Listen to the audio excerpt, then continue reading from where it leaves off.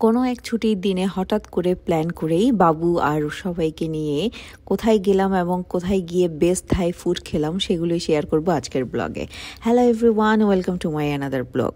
So হুট করে মাথায় আসলে একটু সাজুগুজু করে বরকে নিয়ে একটু ডিনারে যাই, কিন্তু এখন একজন নতুন মম হয়েছি, তাই বাবুকে ছাড়া কোথাও যাওয়ার কথা তো চিন্তাই করতে পারি না।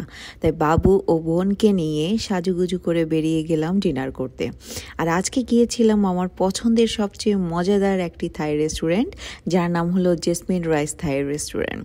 সো যারা ওলংগংয়ে থাকেন তারা মোটামুটি এই রেস্টুরেন্ট সম্পর্কে জানেন যে কত ফেমাস এবং কত টেস্টি তাদের ফুডগুলো। সো যাই হোক, সেখানে যেতেই আজকে প্রথমবারের মতো ঈশান হাই চেয়ারে বসলো এবং সেই সাথে মেনুর দিকে উল্টিয়ে পাল্টিয়ে বারবার তাকাচ্ছিল। খুবই ভালো লাগছিল সেই মোমেন্টটি।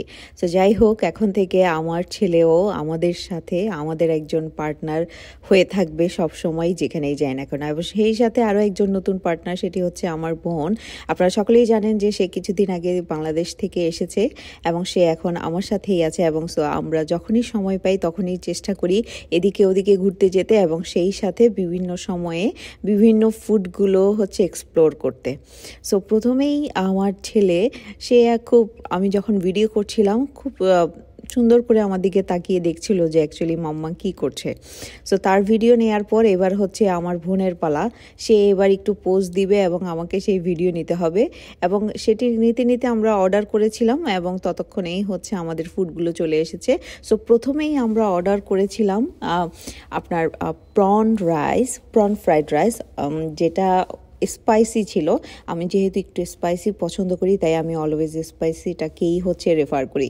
এবং সেই সাথে অর্ডার করেছিলাম লেমন চিকেন, আমার খুবই পছন্দের একটা ক্রাঞ্চি, আমি একটা আইটেম বলবো, এটা খুবই ভালো লাগে আমার।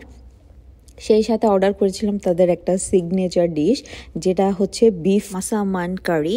এটা আসলে খুবই মজাদার ছিল এবং সেই সাথে আমার মনে হয় কোকোনাটের পরিমাণটা একটু বেশিই দেয় তারা, যার কারণে মাঝে মাঝে এটাকে অনেক বেশি সুইট লাগে। মজাদার খাবারের সাথে এবং পরিবেশটা খুবই সুন্দর লাগে এই রেস্টুরেন্টটির, যার কারণে আমার কাছে মনে হয় এটি একটি পারফেক্ট রেস্টুরেন্ট, বেটার টেস্ট এবং বেটার এনভায়রনমেন্ট সব কিছু মিলিয়ে। সো আজকের মতো এই পর্যন্তই। আশা করছি সকলে ভালো থাকবেন, সুস্থ থাকবেন। দেখা হবে নতুন কোনো ব্লগে। আল্লাহ হাফেজ।